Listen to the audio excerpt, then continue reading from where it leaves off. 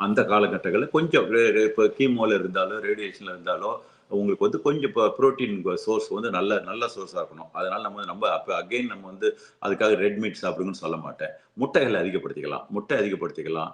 Nuts அதிகப்படுத்திக்கலாம். Seeds அதிகப்படுத்திக்கலாம். திருப்பியும் காய்கறிகள். இதே தான். திருப்பி சுத்தி சுத்தி காய்கறிகளுக்கு தான் வருவோம். பச்சை காய்கறிகள். அதே மாரி பச்சையா பச்சையாவே சாலட்ஸ். அது வந்து ரொம்ப நல்லது. ஒரு நாளைக்கு ஒரு மீல வந்து சாலடா மட்டுமே சாப்பிடுங்க. என்னென்ன கிடைக்குமோ க க கியூக்கம்பர், அதே மாரி நம்ம கேரட்டு, பீட்ரூட் எல்லாம் சீவிக்கலாம்.